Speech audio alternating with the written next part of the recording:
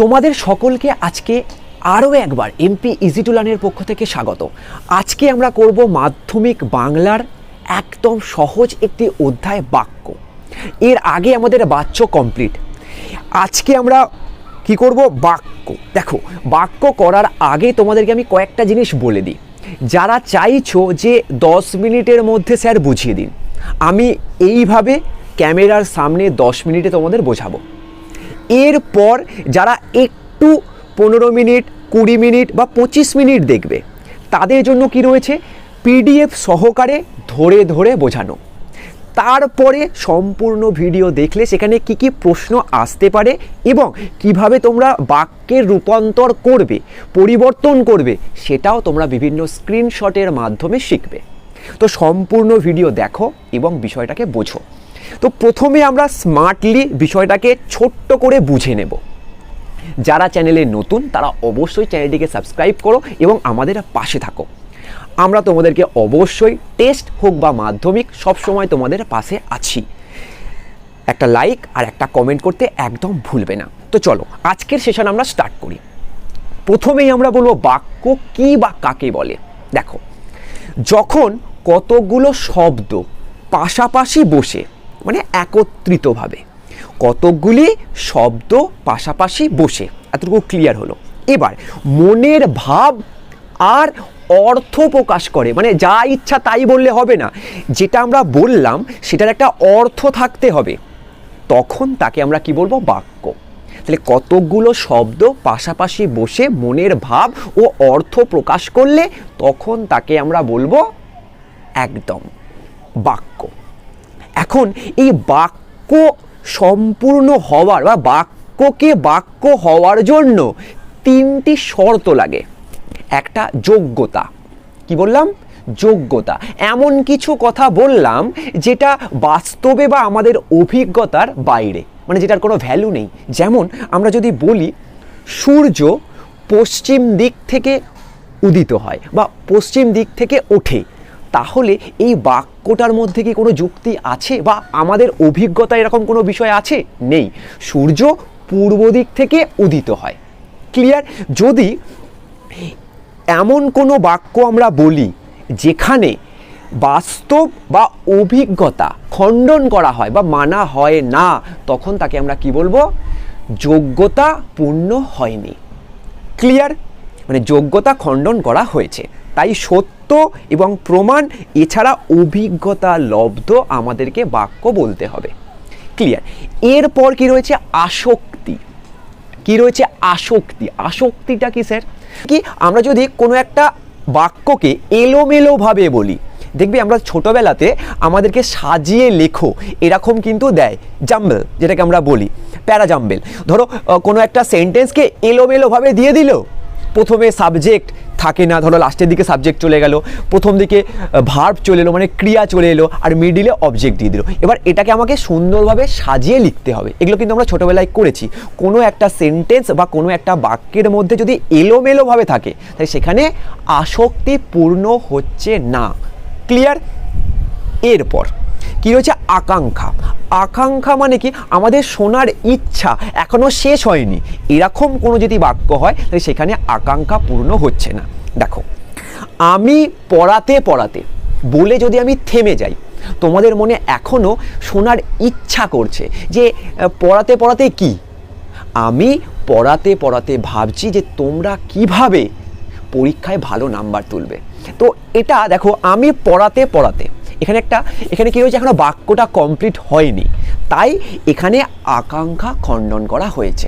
তাই যোগ্যতা, আসক্তি আর আকাঙ্ক্ষা, একটা হচ্ছে সত্য থাকতে হবে, একটা এলোমেলো, আর একটা এখনো শোনার ইচ্ছা রয়েছে।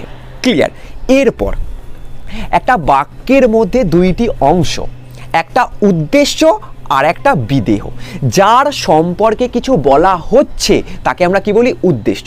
আর যা কিছু বলা হচ্ছে সেটা বিদেহ। ক্লিয়ার? যেমন রবীন্দ্রনাথ ঠাকুর নোবেল জয় করেছেন বা নোবেল জিতেছেন। ক্লিয়ার? এটা তাহলে রবীন্দ্রনাথ ঠাকুর, এটা হচ্ছে উদ্দেশ্য। ক্লিয়ার? নোবেল জয় করেছেন, এটা বিদেহ। এরপর এই উদ্দেশ্যটাকে আমি এবার বাড়াবো, মানে সম্প্রসারণ করব বা প্রসারণ করব। ক্লিয়ার?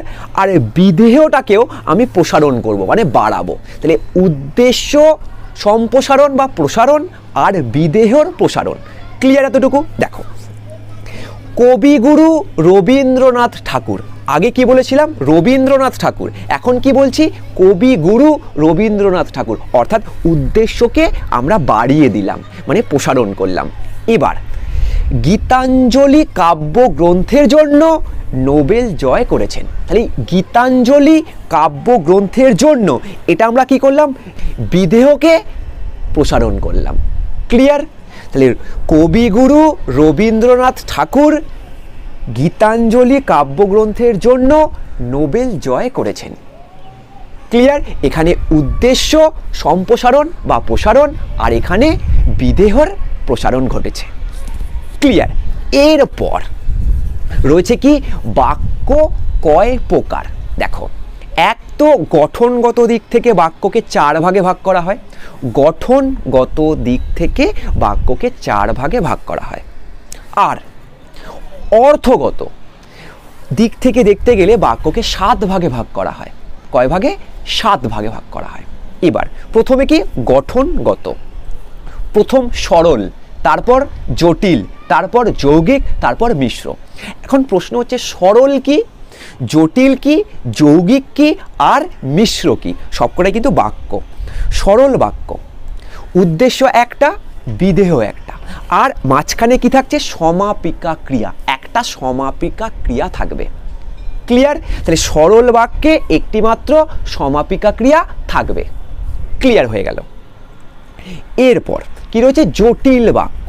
দেখো, জটিল বাক্য যদি তুমি ভালো করে পড়াশোনা করো তাহলেই পরীক্ষায় ভালো নাম্বার পাবে। একটা শর্ত রয়েছে, যদি তবে, সে যদি আসে আমি তবে যাব, একটা শর্ত রয়েছে। এবং একটি প্রধান বাক্যের খণ্ডকে আশ্রয় করে আরও কিছু অপ্রধান আশ্রয় বাক্য রয়েছে। কি বললাম? জটিল বাক্যে একটি প্রধান আশ্রয় বাক্যকে কেন্দ্র করে পরের অপ্রধান আশ্রয় বাক্যগুলো একত্রিতভাবে কি তৈরি করে? জটিল বাক্য। যদি তুমি ভালো করে পড়াশোনা করো, এর ওপর ডিপেন্ডেন্ট করে পরের বাক্যটা আসছে কি, তাহলে তুমি ভালো নাম্বার পাবে। ক্লিয়ার?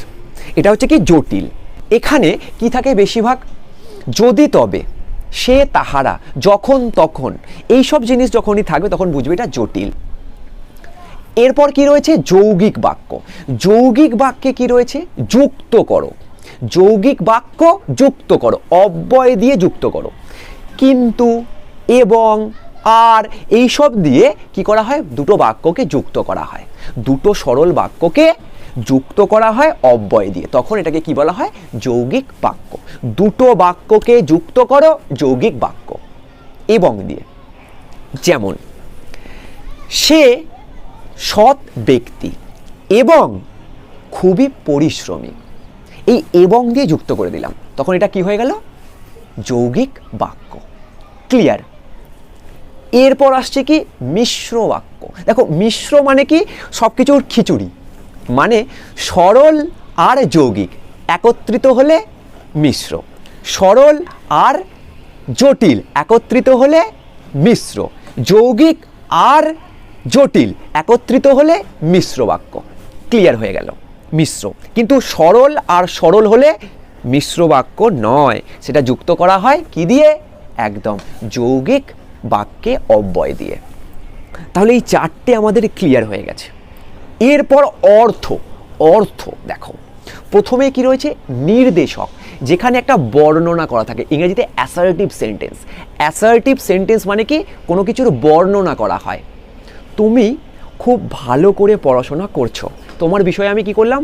বর্ণনা করলাম। আর তুমি খুব ভালো করে পড়াশোনা করছো না, এটাও কিন্তু আমি বর্ণনা করলাম। তাহলে নির্দেশক আবার 2 প্রকারের হয়, একটা হ্যাঁবাচক আর একটা নাবাচক, ইতিবাচক আর একটা নেতিবাচক। নির্দেশক মানে কি? বর্ণনা। ক্লিয়ার? হ্যাঁ হতে পারে, না হতে পারে। তুমি ভালো করে পড়াশোনা করছো আর তুমি ভালো করে পড়াশোনা করছো না, দুটোই হতে পারে। তাহলে নির্দেশকের মধ্যে দুটো, ইতি আর নেতি। ক্লিয়ার?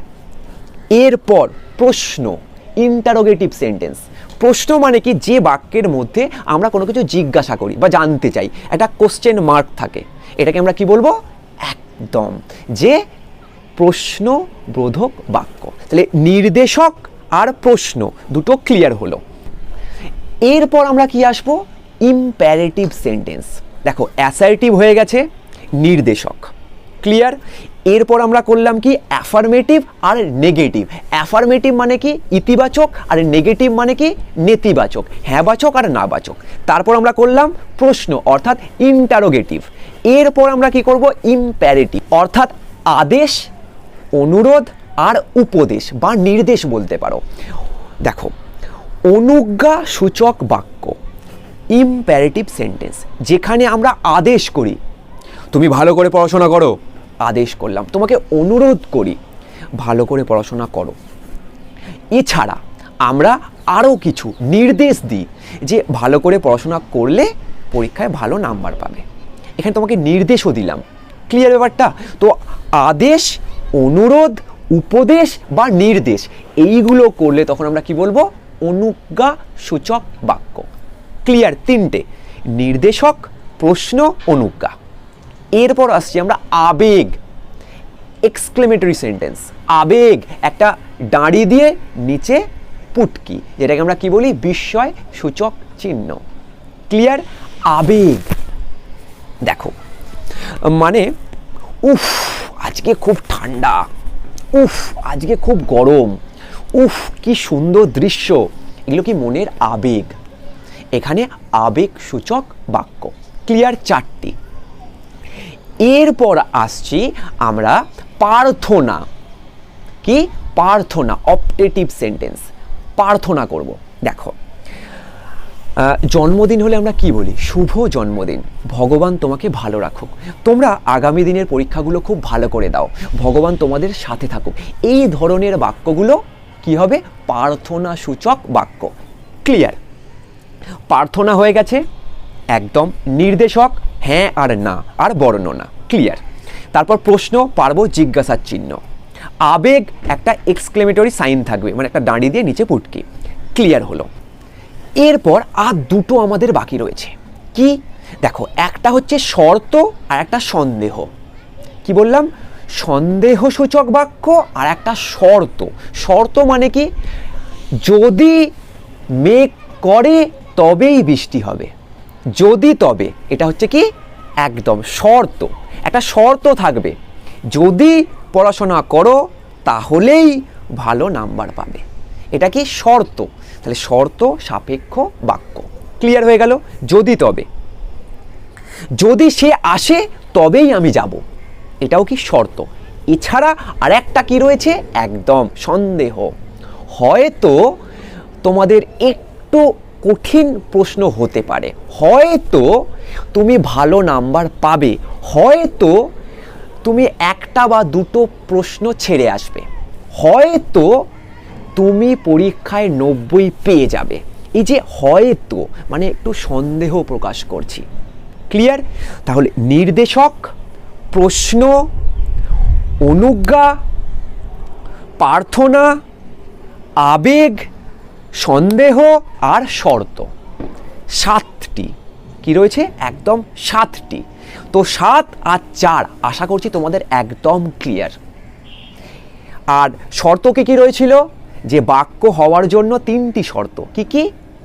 একদম যোগ্যতা, আসক্তি আর একদম ঠিক আকাঙ্ক্ষা। এছাড়া আর কি পড়লাম? উদ্দেশ্য আর বিদেহ, যেখানে উদ্দেশ্য প্রসারণ আর বিদেহ প্রসারণ। ক্লিয়ার? গঠনগত 4 আর অর্থগত 7। 7-এর মধ্যে আবার নির্দেশককে 2 ভাগে, অ্যাফার্মেটিভ আর নেগেটিভ, ইতি আর নেতি। আশা করছি এতটুকু তোমাদের ক্লিয়ার। এরপর আমরা পিডিএফে যাব, সেখান থেকে ধরে ধরে আমরা করব, তারপর আরও তোমাদের ক্লিয়ার হয়ে যাবে বিষয়টা। প্রথমেই আমরা কি করব? সমাপিকা ক্রিয়া কাকে বলে? যে ক্রিয়াপদ বাক্যকে পরিপূর্ণ করে এবং বাক্যের অর্থকে সুস্পষ্ট করে তাকে সমাপিকা ক্রিয়া বলে। বাক্যকে পরিপূর্ণ করে এবং তার অর্থ স্পষ্ট করে তাকে আমরা বলবো সমাপিকা ক্রিয়া। যেমন আমরা সন্ধেবেলায় পড়তে বসবো, আমরা সন্ধেয় পড়তে বসবো। ক্লিয়ার? এরপর অসমাপিকা ক্রিয়া, যে ক্রিয়াপদ দ্বারা বাক্যের পরিসমাপ্তি ঘটে না, মানে শেষই হয় না বাক্যটা, বক্তার কথা অসম্পূর্ণ থেকে যায় তাকে অসমাপিকা ক্রিয়া বলে। যেমন আমরা হাত মুখ ধুয়ে, এখনও দেখো চলছে, যেন কিছু শুনতে চাইছি। এরপর প্রভাতে সূর্য উঠলে, এখনও শুনতে চাইছি। এগুলো হচ্ছে অসমাপিকা ক্রিয়া। ক্লিয়ার? এরপর দেখো, যে পদ বা পদ সমষ্টির দ্বারা, মানে অনেকগুলো শব্দ একত্রিত হয়ে বা অনেকগুলো পদ একত্রিত হয়ে বক্তার মনের ভাব সম্পূর্ণরূপে প্রকাশ করা যায়, সেই পদ বা পদ সমষ্টিকে বাক্য বলে। ক্লিয়ার? এরপর আমরা কি করব? এই বাক্য সম্পূর্ণ হওয়ার জন্য কয়টি শর্ত রয়েছে? 3টি: যোগ্যতা, আকাঙ্ক্ষা আর আসক্তি। ক্লিয়ার?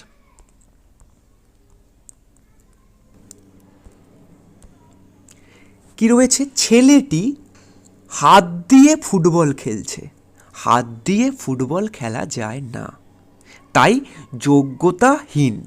ছেলেটি পা দিয়ে ফুটবল খেলছে, এখানে যোগ্যতা পূর্ণ। এমন কোনো বাক্য যা আমাদের অভিজ্ঞতা বা যুক্তি বিরুদ্ধে যাচ্ছে, তাহলে সেটা কি হবে? একদম যোগ্যতাহীন। এরপর দেখো এখানে লেখা রয়েছে অভিজ্ঞতা ও যুক্তির দ্বারা সমর্থিত হওয়াকে বাক্যের যোগ্যতা বলে। নেক্সট, আসক্তি। আসক্তি মানে কি? এলোমেলো। দেখো, খেয়ে সব ভাত সে নিল, এখানে আসক্তিহীন, সব এলোমেলো রয়েছে, তাই আসক্তিহীন। সে সব ভাত খেয়ে নিল, এখানে হচ্ছে আসক্তি পূর্ণ, কোনো ব্যাপার নেই। যোগ্যতাও বুঝে গেছি, আসক্তি বুঝে গেছি। এরপর আকাঙ্ক্ষা। দেখো, আকাঙ্ক্ষা কি? শুনতে চাওয়ার ইচ্ছা, আকাঙ্ক্ষা। দেখো, সে ব্যাগ নিয়ে স্কুলে, কি? সে ব্যাগ নিয়ে স্কুলে, জানি না। আকাঙ্ক্ষা অসম্পূর্ণ, সে ব্যাগ নিয়ে স্কুলে যাচ্ছে, এখানে আকাঙ্ক্ষা সম্পূর্ণ হচ্ছে আর এখানে অসম্পূর্ণ। তোমাদের এরকম একটা দিয়ে দেবে এবং তোমাকে বলবে বাক্যের কোন শর্তটা উল্লঙ্ঘন করা হয়েছে বা মানা হয়নি। ক্লিয়ার? এরপর তাহলে যোগ্যতা, আসক্তি, আকাঙ্ক্ষা। ক্লিয়ার? এরপর কি রয়েছে? বাক্যের দুটি অংশ। কি কি? এক উদ্দেশ্য আর এক বিধেয়। জানি, যার সম্পর্কে কিছু বলা হয় সেটা উদ্দেশ্য। যেমন পিকু ভাত খায়, এখানে পিকু উদ্দেশ্য আর বাকি অংশ বিধেয়। যা কিছু বলা হয় উদ্দেশ্যের সম্পর্কে, যা কিছু বলা হয় তা হলো বিধেয়। যেমন পিকু ভাত খায়, বাক্যটির ভাত খায় এটা কি? বিধেয়। নেক্সট, উদ্দেশ্য প্রসারক। দেখো, উদ্দেশ্যকে বাড়াতে হবে, মানে বড় করতে হবে। এখানে কি রয়েছে? রবীন্দ্রনাথ ঠাকুর। দেখো, রবীন্দ্রনাথ ঠাকুর। এখানে কি রয়েছে? নোবেল পুরস্কার জয়লাভ করেন। এখানে এই যে বিশ্বকবি, এটা কি করেছি আমরা?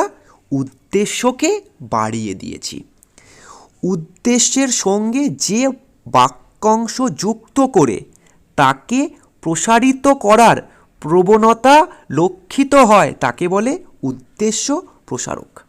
আর একই জিনিস গীতাঞ্জলি কাব্যগ্রন্থের জন্য, এটা হচ্ছে বিদেহ একদম প্রসারক। এখানে কয়েকটি উদাহরণ রয়েছে, তোমরা অবশ্যই দেখে নিও যে উদ্দেশ্য সম্প্রসারণ আর বিদেহ সম্প্রসারণ।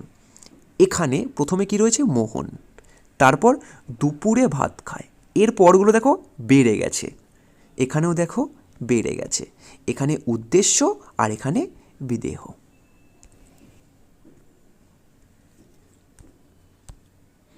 আশা করছি এখানটা আর বোঝাতে হবে না, তোমরা বুঝে নিতে পারবে, এতটুকু ভরসা তোমাদের উপর আছে। Just joking. চলো এরপর দেখো, একদম গঠন অনুসারে বাক্যকে 4 ভাগে ভাগ করা হয়: সরল, জটিল, যৌগিক আর মিশ্র। দেখো, যে বাক্যে একটিমাত্র উদ্দেশ্য, একটিমাত্র বিদেহ, অর্থাৎ একটিমাত্র কর্তা ও একটিমাত্র সমাপিকা ক্রিয়া থাকে তাকে বলা হয় সরল বাক্য। সে বাড়ি গেল, ক্লিয়ার। সোমা ছবি আঁকছে, এছাড়া আর না বললেও চলবে। দেখো, মা রান্না করছে, এই সমস্ত হচ্ছে সরল বাক্য। এরপর কি রয়েছে, জটিল বাক্য। কি বলেছিলাম, জটিল বাক্যে একটি প্রধান আর কতকগুলো অপ্রধান বাক্য তাকে আশ্রয় করে থাকবে। দেখো, যে বাক্যে একটিমাত্র প্রধান উপবাক্য বা খণ্ডবাক্য এবং এক বা একাধিক অপ্রধান খণ্ডবাক্য বা বাক্যের অংশ থাকে তাকে বলা হয় জটিল। একটি প্রধান থাকবে আর এক বা একাধিক অপ্রধান বাক্যের খণ্ড থাকবে, তখন তাকে আমরা বলবো জটিল। যেমন, যদি পাগলা কুকুরে কামড়ায় তাহলে জলতঙ্ক রোগ হয়। যারা পরিশ্রম করে তারাই জীবনে উন্নতি করতে পারে। এতটুকু ক্লিয়ার। এরপর দেখো, বাকি উদাহরণ তোমরা দেখবে। এখানে উদাহরণগুলি লক্ষ্য করলে প্রথমে দেখা যায় যে বাক্যটিতে জলতঙ্ক রোগ হয়, এটা কি প্রধান, আর বাকি যদি পাগলা কুকুরে কামড়ায় এটা হচ্ছে অপ্রধান। যদি পাগলা কুকুরে কামড়ায়, জলতঙ্ক রোগ হয় যদি পাগলা কুকুরে কামড়ায়। আশা করছি ক্লিয়ার। যদি না ক্লিয়ার হয় তাহলে অবশ্যই এই অংশটাও একটু পড়ে নাও, তাহলেও ক্লিয়ার হয়ে যাবে। এরপর যৌগিক বাক্য। দেখো, যৌগিক বাক্য মানে কি, যুক্ত করো। কি বললাম, যৌগিক মানে যুক্ত করো, দুই বা তার বেশি। নিরপেক্ষ খণ্ডবাক্য অথবা সরল ও জটিল বাক্য যদি সংযোজক অব্যয় বা বিয়োজক অব্যয় দ্বারা যুক্ত হয়ে একটি সম্পূর্ণ বাক্য গঠন করে তাকে বলে যৌগিক বাক্য। সংযোজক আর বিয়োজক অব্যয় দ্বারা যুক্ত করো। সরল ও জটিল বাক্য যদি অব্যয় দ্বারা যুক্ত হয় তখন তাকে আমরা কি বলবো, যৌগিক বাক্য। দেখো কি রয়েছে, পত্রখানি পাঠ করলাম এবং তৎক্ষণাৎ বন্ধুকে ফেরত দিলাম। ক্লিয়ার। এরপর, সে অত্যন্ত মেধাবী কিন্তু অহংকারী, আর এখানে কি ছিল, এবং। তাহলে প্রথম বাক্যটিতে দুটি স্বাধীন বা নিরপেক্ষ খণ্ডবাক্য এবং সংযোজক অব্যয় দ্বারা যুক্ত হয়েছে। ক্লিয়ার। যৌগিক যুক্ত করো। এরপর মিশ্র, বলেই দিয়েছিলাম যে মিশ্রতে কি হবে, একদম সরল যৌগিক, সরল জটিল, যৌগিক জটিল, এগুলো যদি একত্রে থাকে তখন আমরা সেটাকে কি বলবো, একদম মিশ্র বাক্য। এরপর তোমরা উদাহরণ দেখে নেবে। অর্থগতভাবে বাক্যকে 7টি শ্রেণীতে ভাগ করা যায়: নির্দেশক, প্রশ্ন, অনুজ্ঞা, প্রার্থনা, আবেগ, সন্দেহ আর শর্ত। দেখো, নির্দেশক, যে বাক্যে কোনো কিছু নির্দেশ করা হয় বা বিবৃতি দেওয়া হয় বা বোঝানো হয় তাকে আমরা বলি নির্দেশক। সে মন দিয়ে পড়াশোনা করে। ক্লিয়ার? এছাড়া এই নির্দেশককে আবার 2 ভাগে ভাগ করা হয়, একটা ইতি আর একটা নেতি, যেখানে হ্যাঁবাচক আর নাবাচক। তোমাকে অনেক দিন পরে দেখলাম, গতকাল রাতে বৃষ্টি হয়েছে। ক্লিয়ার? এছাড়া দেখো নেতিতে কি রয়েছে, সে আজ স্কুলে যাবে না, নেতিতে না। ওর আজ পড়ায় মন বসছে না, নেতিতে না। ক্লিয়ার? এরপর প্রশ্ন আমাকে স্যার না বোঝালেও চলবে, যেখানে জিজ্ঞাসা করা হয় বা বক্তার দ্বারা কিছু প্রশ্ন করা হয় তাকে বলা হয় প্রশ্নবোধক। তুমি কি ঘুমিয়ে পড়েছ? দেখো, প্রশ্নবোধক চিহ্ন থাকবে একটা, এখানে রয়েছে একটা চিহ্ন থাকবে, তখনই আমরা বুঝে যাব যে এটা প্রশ্নবোধক বাক্য। নেক্সট, প্রার্থনা বা ইচ্ছা। প্রার্থনা মানে দেখো, যে বাক্যে বক্তার মনোগত আকাঙ্ক্ষা ব্যক্ত হয় তাকে বলে প্রার্থনা। আমরা প্রার্থনা করি সকলের জন্যই, যে পরীক্ষা তোমরা খুব সুন্দরভাবে দাও, জীবনে উন্নতি করো, বা ভগবান তোমাকে ভালো রাখুক, এইসব প্রার্থনা। এরপর কি রয়েছে, অনুজ্ঞা। অনুজ্ঞা মানে কি, আদেশ, অনুরোধ, উপদেশ, নির্দেশ যখন করা হয় তখন আমরা সেটাকে কি বলি, অনুজ্ঞাসূচক।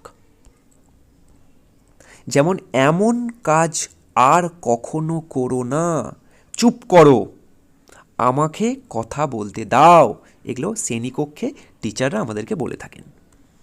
এরপর কি রয়েছে, সন্দেহ। সন্দেহ মানে কি, দেখো, হয়তো, সম্ভবত, বুঝি, বোধহয়, হয়তো বা, কি জানি, হয়তো, নাকি, এই প্রভৃতি অব্যয় যদি বাক্যের মধ্যে থাকে তখন তাকে আমরা কি বলবো, সন্দেহবাচক।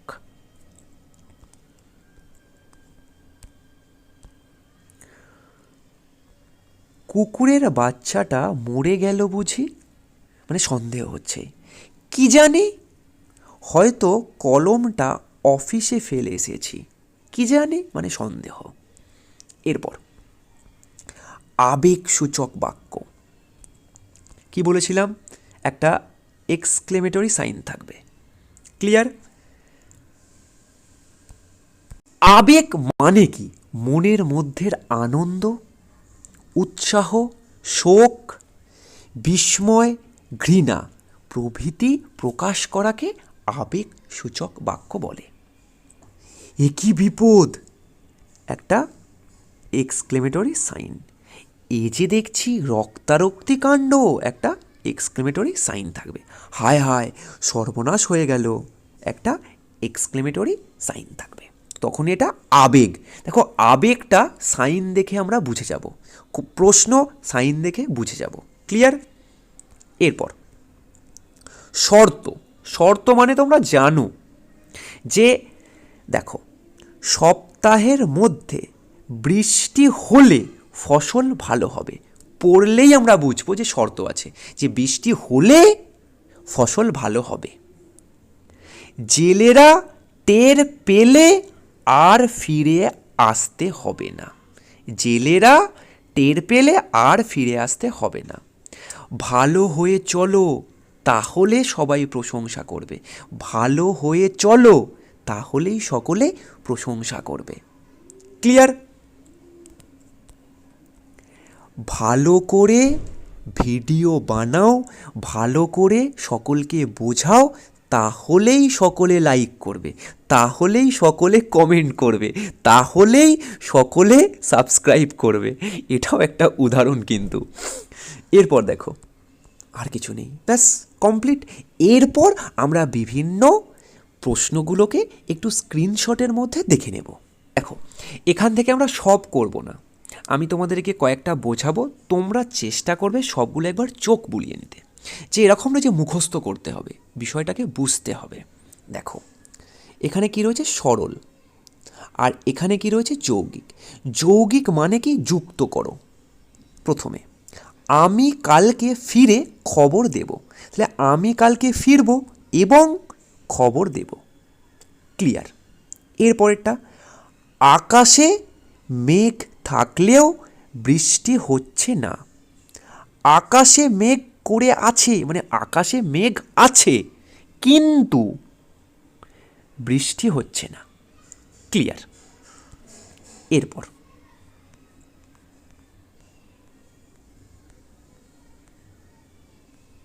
তোমরা চেষ্টা করবে ভিডিওটাকে পজ করে বা আস্তে আস্তে পুরোটা দেখার।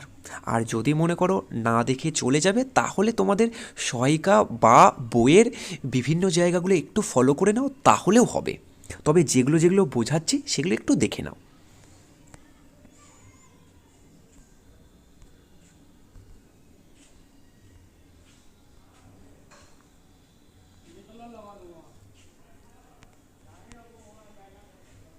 দেখো এখান থেকে আমরা দুটো দেখব, একটা এখানে আর একটা এখানে, দুটোই জটিল। যে গাড়ি চলছে তাতে উঠতে যেও না, অর্থাৎ চলন্ত গাড়িতে উঠতে যেও না, এটা সরল। যে গাড়ি চলছে মানে চলন্ত গাড়ি, তাতে উঠতে যেও না মানে যে গাড়ি চলছে তাতে উঠতে যেও না, এটা জটিল। সরল কিভাবে করব, চলন্ত গাড়িতে উঠতে যেও না। আর যে মানুষ মিথ্যা কথা বলে তাকে সকলেই ঘৃণা করে, তাহলে মিথ্যাবাদী মানুষকে সকলেই ঘৃণা করে। ক্লিয়ার? জটিল থেকে সরল হয়ে গেল।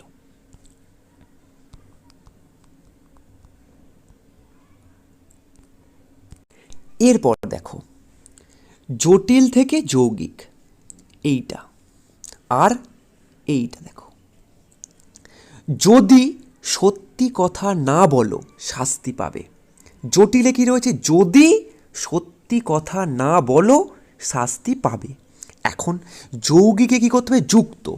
দেখো সত্যি কথা বলো নইলে শাস্তি পাবে, সত্যি কথা বলো নইলে শাস্তি পাবে।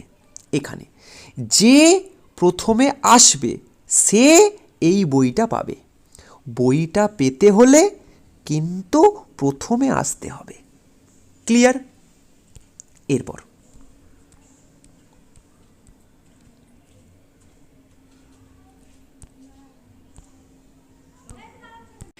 এইখানে তোমাদের একটুখানি বুদ্ধি লাগাতে হবে। কি, নির্দেশক, হ্যাঁ থেকে না করা আর না থেকে হ্যাঁ করা, ইতি থেকে নেতি বা নেতি থেকে ইতি করা। একটা ছোট্ট জিনিস তোমাদেরকে বলে দেব, দেখো এটা হচ্ছে হ্যাঁ বাচক আর এটা হচ্ছে না বাচক। ক্লিয়ার? তিনি নির্দোষ, এটা কি, হ্যাঁ বাচক। এখন নির্দোষ মানে কি, দোষী নন, তাহলে নেতিবাচকে আমরা কি লিখব, তিনি দোষী নন মানেই নির্দোষ। দেখো নির্দোষের উল্টো দোষী আর তার সঙ্গে না যুক্ত করে দেবো, তাহলেই হয়ে গেল। ক্লিয়ার? এরপর দেখো এখানে এখানে কি রয়েছে, সব কথার ঠিক ঠিক জবাব দাও। সব কথার, সব মানে কি, কোনো কথারই, ঠিক ঠিক মানে এখানে ভুল, এর উল্টো উত্তর দিও না। তাহলে সব কথার ঠিক ঠিক জবাব দাও, এর উল্টোটা আমরা কি লিখব, কোনো কথারই ভুল উত্তর দিও না। তার মানে কিন্তু এক, এই দুটোর মানে এক হবে। এখানে যেহেতু না, তাই এইটার আমরা এখানে কি করব, উল্টো করব। এখানে ঠিক ঠিক, এখানে ভুল না, মানেই কি ঠিক। তাই ঠিক ঠিকের উল্টো কি, ভুল না। ক্লিয়ার? একদম। এরপর এরপর দেখো এখানে কি রয়েছে, তখন আশ্রমের পরিধি ছিল ছোট। তখন আশ্রমের পরিধি ছিল ছোট। ছোট মানে কি? বড় ছিল না। তখন আশ্রমের পরিধি বড় ছিল না মানেই ছোট। আমরা কি করছি? এটা ছোট, এর উল্টো করলাম বড়, তার সঙ্গে না যুক্ত করে দিলাম। ছোট বড় ছিল না, হয়ে গেল। তাহলে হ্যাঁ বাচক আর না বাচক ক্লিয়ার। এরপর